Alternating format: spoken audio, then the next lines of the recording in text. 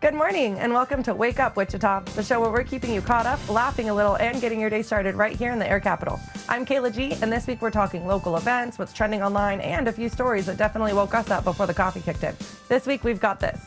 Often when we know that we have an appointment to see either a therapist or psychiatrist, we already automatically have a sense of relief and feel like we're doing better, and we can forget how we were doing 3 weeks ago, 2 weeks ago, even last weekend, right? Most of us don't remember. Well, mental health care is highly individualized. What we know works for one person just simply may not work the same for another person. Yet patients are feeling like their mental health care treatment is one size fits all. So I've been hearing a lot of myths as a pediatrician and a mom, and one of the biggest ones that I hear about is that the FDA is actually regulating the supplement market, and it's really not well regulated. So you have to trust the science, not this flashy marketing.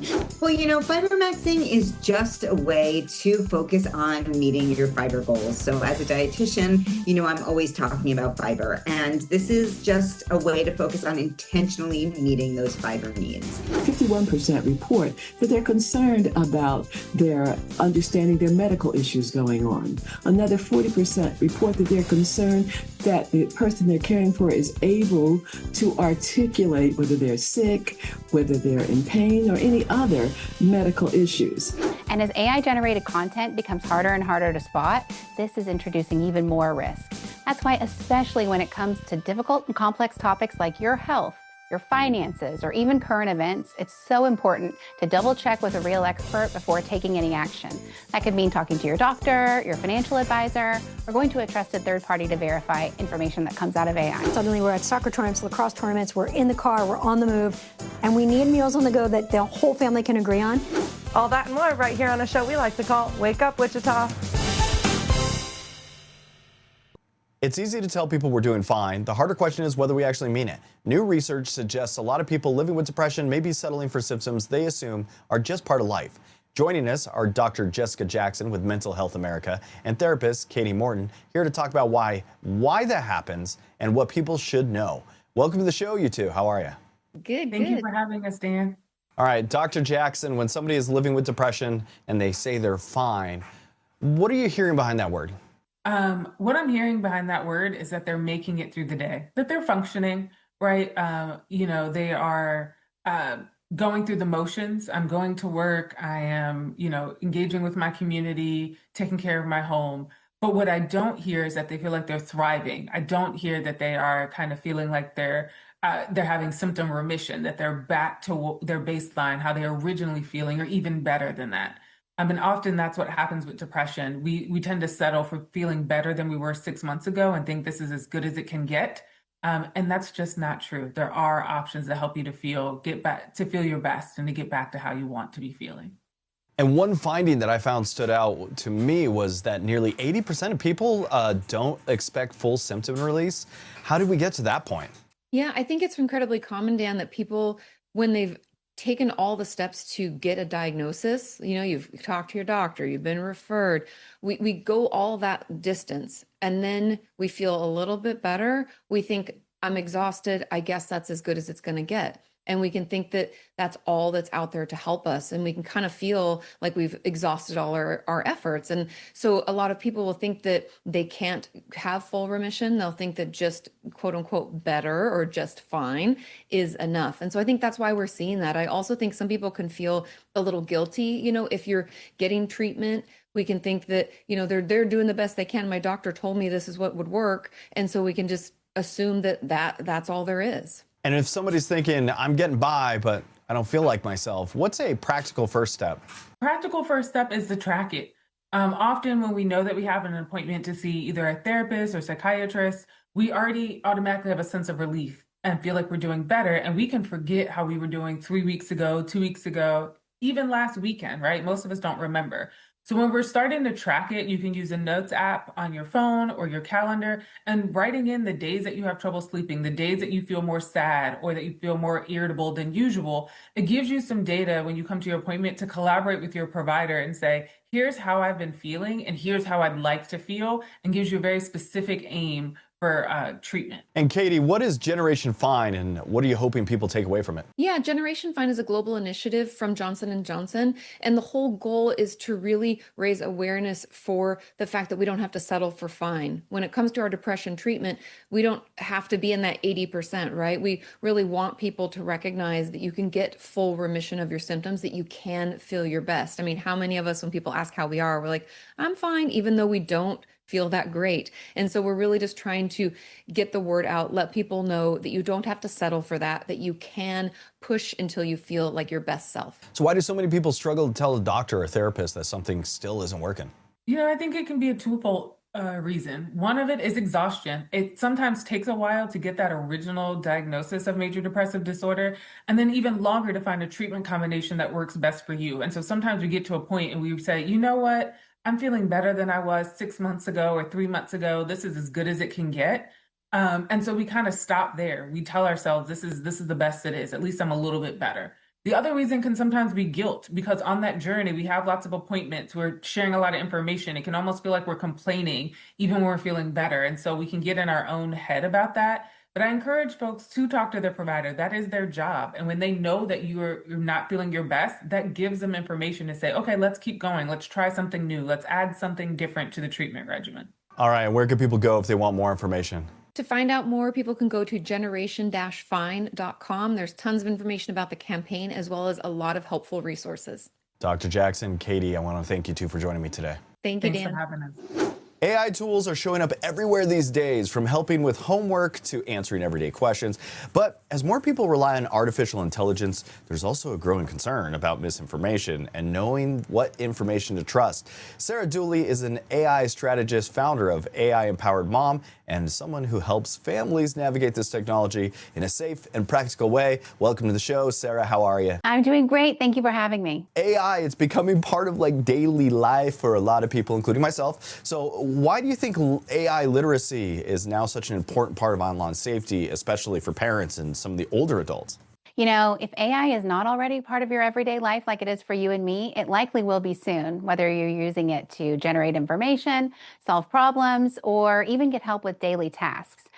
According to Cox's research, of the seniors who are already using AI, 42% of them are using it to learn something new or figure things out, which is a great use of these tools. However, as many of us know, AI isn't always right. Sometimes AI tools respond with information that is either inaccurate or incomplete, and that's where risk comes in. AI literacy helps us build a practice so we know when to pause, when to question we're getting information from AI, and when to take action or ask for help. So what does the research tell us about misinformation, and why should families be paying closer attention to that right now? Misinformation is a real challenge across generations, and in Cox's research showed that of the seniors and sandwich generation members who were surveyed, nearly a third had personally experienced misinformation or disinformation online. And as AI-generated content becomes harder and harder to spot, this is introducing even more risk.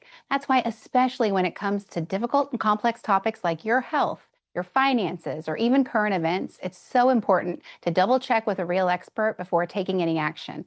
That could mean talking to your doctor, your financial advisor, or going to a trusted third party to verify information that comes out of AI. So where are you seeing these AI-related risks show up most often in pretty much everyday life? Online shopping is a major area of concern. In fact, over half of those surveyed said that online shopping was among their top online safety concerns, where AI is introducing things like AI-generated storefronts, fake customer reviews, or even impersonated customer service representatives.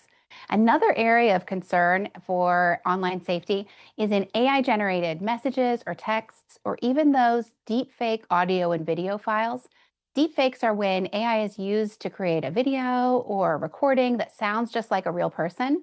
And while these used to target celebrities, now AI has made it so easy for anyone to generate content. We're seeing deepfakes show up impersonating everyday people in routine activities, which is why it's so important to keep our guard up when we're seeing things online. As these tools are becoming more common, what are some of the simple habits families could build to help stay safer online? I've got two for you. The first is the practice of verification, which we've alluded to a little bit already. When you get anything online that feels extra urgent, it's putting pressure on you, feels emotional, or maybe your gut is just telling you that something is off, stopping to verify the information and asking for help, whether it's from a trusted friend or a family member, by going to a third-party website, by even getting on the phone and calling a company to check. There is no shame in asking for help when it comes to online safety, and it could save you valuable time or money. And the second practice that I encourage people to do is work with their mobile service provider, like Cox Mobile, to help you understand the safety settings that are available to you. There has never been a better time to understand safety and privacy settings, and you can visit your local retailer to learn about things like parental controls, spam filters, and those data privacy settings that I mentioned. And for people that want to learn more about AI literacy and digital safety, where can they go for more information? For more information about the research, visit cox.com/mobile safety. There's great resources there to help you have conversations with teens, help the sandwich generation who is trying to navigate online safety, as well as seniors and the aging population, to give resources and tips for them specifically too. And if you want more information on AI literacy, you can visit my website, aiempoweredmom.com. I have a weekly newsletter and a podcast where I share information just on this topic. Sarah Dooley, I want to thank you for joining me today. Thank you so much. It was wonderful connecting with you.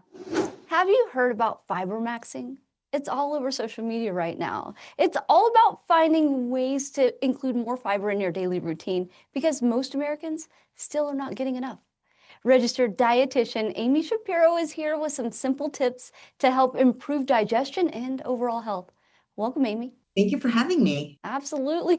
What is Fibermaxxing and why are so many people suddenly talking about it? Well, Fibermaxxing is just a way to focus on meeting your fiber goals. So as a dietitian, I'm always talking about fiber, and this is just a way to focus on intentionally meeting those fiber needs. So when things get brought into, the limelight, people focus on it a little bit more, which I'm not upset about since 90% of Americans are not meeting their fiber needs. And why is fiber so important for digestion, heart health, and actually overall health? Yeah, so fiber is really important because what it does is it helps to support our overall health. It helps to support digestion, helping with regularity, and it also helps to decrease or lower cholesterol levels, which protects heart health. It helps to balance blood sugar levels, and it also helps to keep you full between meals. So it's really an important player in overall health. And what makes psyllium fiber different than other kinds of fiber? So psyllium fiber is the fiber that's found in Metamucil, and it is a soluble plant fiber that turns into a gel when mixed with water in your digestive tract. And that helps to improve digestion. It helps to improve regularity. It helps to lower cholesterol, balance blood sugar levels, and to keep you more satiated. So it's a way, adding Metamucil psyllium fiber to your diet is really a way to help you meet your fiber goals in a real, easy, sustainable way. And for someone trying to eat healthier, what are a few easy ways to add more fiber during the day? So as a dietitian, I'm always encouraging people to include more plant foods in their diet. So that's everything from fruits, vegetables, nuts, seeds, beans, legumes, and whole grains. These are really important, and they all naturally carry fiber with them. So having that throughout your day is great, but also leaning on something like Metamucil psyllium fiber as an add-on is easy because you can stack that into any part of your daily routine. The important thing with fiber is thinking about consistency and how we can incorporate it as a lifestyle change, because we need to add it throughout the day. We need to make sure we're having enough water with it, and we need to make sure that it's something we can continue, because that's where we see ultimate health benefits. And I heard you're also part of the new Metamucil Mic Grab series. What is that all about? Yeah, so this is a really fun series where I get to sit down with some, pop culture icons and talk about health and wellness, and we can bring light to things like fiber. So talking about how embarrassing conversations maybe about, digestion and regularity are normal to have and can even be fun and exciting to talk about. And so when we talk about something like Metamucil, which has been around for decades, and how people who you may relate to up on the big screen are also adding it to their health routine, this just makes meeting your fiber goals more approachable and fun. So the information is fun, the energy is fun, and people can really relate to it. And where can our viewers go to learn more? So you can log on to metamucil.com or follow along on Metamucil's Instagram channel. Amy, thanks for joining us today. Thank you for having me. A lot of people dealing with anxiety or depression say finding the right treatment can feel exhausting, especially when medications don't work the way that they had hoped. Now there's more discussion around personalized mental health care and whether genetic insights may help patients and doctors make more informed choices together. Dr. Crystal Nelson is joining us to explain what that could look like and why these conversations are becoming more common. Welcome, doctor. Thank you so much for having me. So why are more patients asking for mental health treatment that feels more personalized? Well, mental health care is highly individualized. What we know works for one person just simply may not work the same for another person, yet patients are feeling like their mental health care treatment is one size fits all. In 2026, the GeneSight Mental Health Monitor survey showed us that 88% of patients who were treated for depression and or anxiety felt that they would feel more confident in their mental health care if it were more personalized. So we know that personalization really matters when we're talking about side effects, symptoms, treatment responses, that this can vary significantly so much from person to person. So if we can begin to customize and tailor this treatment approach, we can have more informed conversations and hopefully overall better treatment experiences. And how can tools like the GeneSight test help perform treatment decisions for patients and providers? Yeah, currently, for some people, this trial and error process of finding the right medication can be very frustrating. In that survey, about 13% of people that previously were treated for depression and or anxiety said that only 13% of the time the first medication worked. So a simple test like GeneSight, which is a cheek swab test that can be ordered in the office, can give a clinician information about how the patient's genes might actually impact the medication outcomes, creating a much more personalized approach to mental health care. And what should someone do if they feel like their current treatment plan isn't helping them the way that it should? Well, hopefully patients would always feel empowered to be able to talk to their clinician if their current treatment plan is not working. But if someone is hesitant and needs more resources, they could talk to their clinician and just simply ask for the GeneSight test if that is appropriate. They could also go to GeneSight.com and get a clinician discussion guide that could help with making that conversation just a little bit easier. And where can people go for more resources and information? So they could, of course, just start with their healthcare provider, their primary care healthcare provider, or their mental health care provider. But if not, they can always go to GeneSight.com to get information. Dr. Crystal Nelson, thank you so much for joining us this morning. Thank you so much for having me. Memorial Day weekend tends to flip the switch into summer mode pretty quickly. Suddenly, everybody's planning cookouts, looking up recipes, and trying to get their summer routines together all at once. Lifestyle and health expert Meaghan B. Murphy joins us now with some ideas to make the holiday weekend feel easy, seasonal, and a little more put together. It's good to have you back on the show, Meaghan. How are you, my friend? Yay! Thank you for having me. All right. It says 7 in 10 Americans say Memorial Day feels like the beginning of summer. So what are you seeing people gravitate towards this year when it comes to food and entertaining? So it's also the kickoff to chaos, as far as I'm concerned. As a mother of 3, suddenly we're at soccer tournaments, lacrosse tournaments, we're in the car, we're on the move, and we need meals on the go that the whole family can agree on. And that is Wendy's. My whole family loves the crispy chicken sandwich, and Wendy's has upgraded it. So more bold flavor. There's a new marinade, so it's super, super juicy. You've got your crispy panko-style breading infused with 9 different spices. My kids like to say, the heat hits, Mom. You've got that soft potato bread bun, the rich homemade mayo, and then you've got the pickles for balance. Really, Wendy's is leaning into what matters to them, and that is creating a premium crispy chicken sandwich. All right, I went last night to Wendy's and I was considering getting it, but I did get a Baconator. So, but hey, I like the Frosty. I dip my fries in the Frosty, and I'm so happy. They have this new brownie Frosty thing too. I'm sorry to go off on it, but I downed that in like 5 minutes, just going at it. I loved it. My kids love that, but I'm so classic. I just like the chocolate.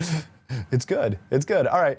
So there's so many recipes that now come from like TikTok, Instagram, or just random late night scrolling. What's one seasonal idea that you actually think lives up to some of the hype? So May is also Mediterranean style diet month. So it's a great excuse to sort of lean into this Mediterranean style eating, which is super, super healthy. Look at this recipe. So this is using Genova tuna, which is a wild caught tuna. No additives, no preservatives. It's a pantry staple in my house. It really lets you put a fresh and delicious meal on the table in no time. And if you go to genovaseafood.com, there's plenty of more recipes like this. It's a really great product. You're also talking about heading into summer feeling your best. What are a few simple upgrades people can make without completely just overhauling their routine? Hydrate, hydrate, hydrate. I don't think we all really realize how much being properly hydrated affects not only how we feel, but how we look. We want our skin to be bright and glowing. We have to be hydrated. So here's a couple tips. First of all, for every caffeinated beverage or every cocktail, you want at least 8 ounces of water. And if you're like me and it's hard to get that water down, make it a sipping experience. Maybe put it in a wine glass, add a little mint, a little splash of lemon, but have it in that wine glass so it's more of a sipping experience and will help you stay hydrated. Stay hydrated is the way to go for summer. I like it. Okay, where can people go for more information, Meaghan? You can go to MeaghanBMurphy.com. And we all say yay for Meaghan B. Murphy. Yay! Thanks for being here, my friend. Thanks for having me. Caregiving can already feel overwhelming, and communication challenges can make things even harder for families trying to support a loved one. Whether it's hearing loss, dementia, stroke, or another condition, communication struggles can impact relationships and everyday routines. Linda Rosa-Lugo and Janice Trent are joining us now to talk about the new research from American Speech Language Hearing Association and some resources that may help caregivers feel less alone. Welcome to you both. Thank you. So why is communication such an important part of caregiving? Well, effective communication is really essential in caregiving because when communication breaks down, everything becomes harder. Daily routines, safety, medical decisions, and emotional connection. So this new poll shows that more than half of caregivers experience communication breakdowns every day. And nearly 8 in 10 say it leaves them emotionally drained. So this isn't such a small issue because it really does affect families deeply. And what were some of the biggest takeaways from this new caregiver poll? There have been several takeaways, but I would say that one of the strongest messages from the poll is that communication challenges are constant and they are exhausting. They do take a toll. So 52% of caregivers say communication breaks every day. And nearly half say that they either find themselves repeating or rephrasing what they say most of the time. And interestingly, only a third feel that those strategies actually work. So caregivers highlight that they feel frustrated, sad, and anxious, and they do believe that the people that they care for feel the same way. And what kinds of challenges are caregivers saying they deal with the most? Well, I think their sensitivity to the person that they're caring for is such that they sense their discomfort. And in particular, they're concerned about the health and safety implications for the person they're caring for. What's happening? 51% report that they're concerned about their understanding their medical issues going on. Another 40% report that they're concerned that the person they're caring for is able to articulate whether they're sick, whether they're in pain, or any other medical issues. And at the end of the day, about a third of them still say that they get sick, their health becomes in jeopardy over their anxiety and their concern for caring for their individuals that are under their charge.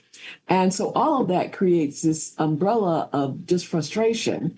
And there's this barrier that they're looking at, this breakdown that they're looking at, and they need some strategies to help them overcome the breakdown, overcome the barrier.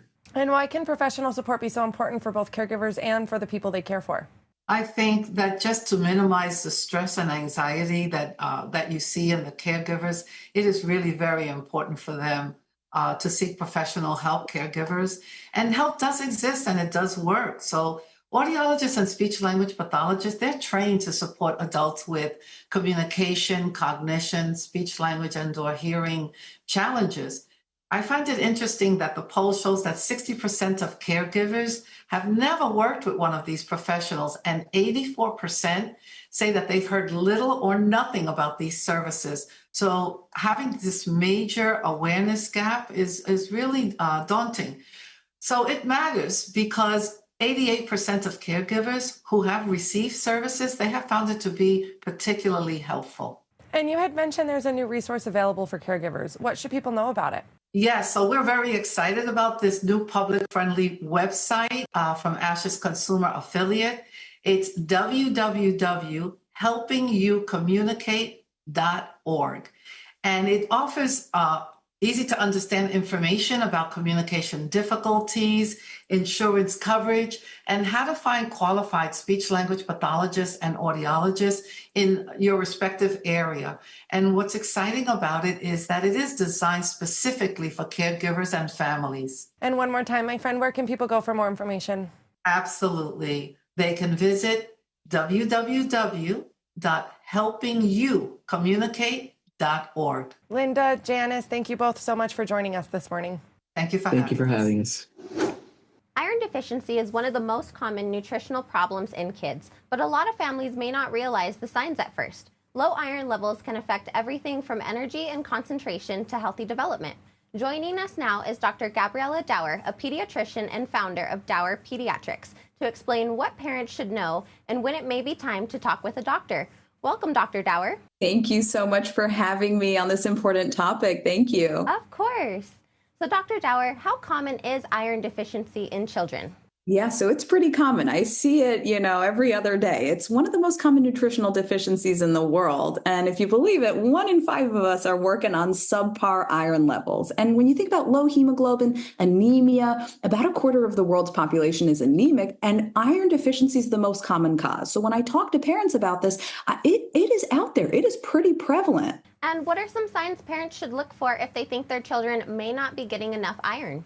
Absolutely. So there's a lot of kids who are at a little bit higher risk, especially breastfed babies, premature babies, picky eaters, our toddlers who aren't getting it in their diet, pregnant women, menstruating women. So if there's risk factors, I think about the signs and symptoms even more so because they can be silent in kids, especially. So increased fatigue, weakness, headache, dizziness, feeling short of breath, especially being more pale than usual. That's what I think about when I think about iron deficiency anemia. Okay. And what are some common myths or misunderstandings about iron supplements?